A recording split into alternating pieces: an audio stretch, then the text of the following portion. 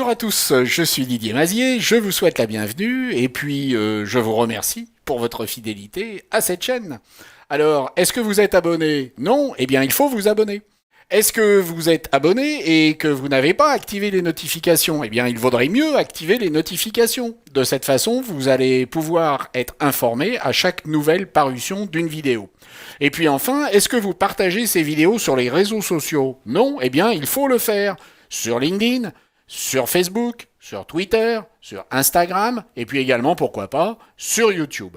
La semaine dernière, nous avons vu comment pratiquer un affaiblissement des poils sur le bras d'une jeune fille avec une méthode extrêmement simple. Nous allons voir cette semaine une méthode qui est un peu plus complexe, mais qui est utilisée par les professionnels et qui est ce que l'on appelle de la séparation de fréquences. En fait, cela consiste à simplement séparer sur deux calques ce qui va être flouté, c'est-à-dire en fait la texture des contours qui, eux, vont rester complètement nets.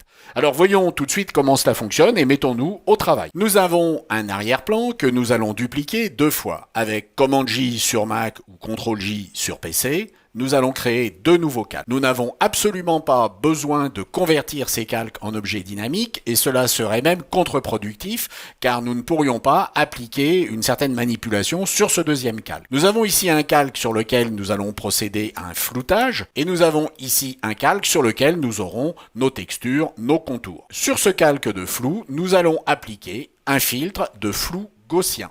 Nous allons obtenir un floutage de notre image au niveau de nos textures, sans toutefois aller flouter trop les contours. Donc à partir du moment où nous considérons que nos poils ont disparu, on peut considérer qu'on est bon. Et vous constatez qu'on n'a pas besoin d'avoir un rayon énorme, ici 3 pixels suffit largement. Nous allons ensuite aller sur le calque texture, et nous allons aller dans le menu Images, demander à appliquer une image. Nous allons récupérer le calque de flou que nous allons passer en mode soustraction. Et nous vérifions que nous avons bien une échelle 2 et 128. Et nous allons maintenant appliquer sur ce calque texture un mode de fusion de lumière linéaire. Et vous voyez que nous avons récupéré la totalité de notre image. C'est-à-dire que ici, nous avons annulé ce que nous avions fait au niveau du flou. Nous avons donc bien récupéré tous nos contours. Il va suffire ensuite de rajouter manuellement du flou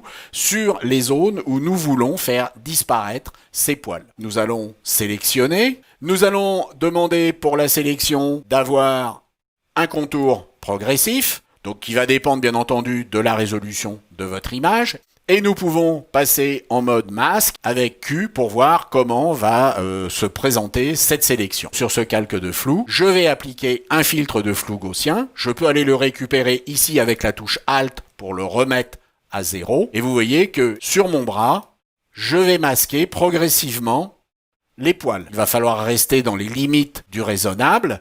Je désélectionne et vous voyez que les poils ont disparu sur cette zone. On peut resélectionner cette zone et on peut de la même façon rappliquer un flou gaussien. Et nous allons ainsi pouvoir procéder à une épilation qui va être presque parfaite. Alors c'est une méthode qui est plus complexe, qui est en fait une méthode de retoucheur et qui donc demande une certaine dextérité.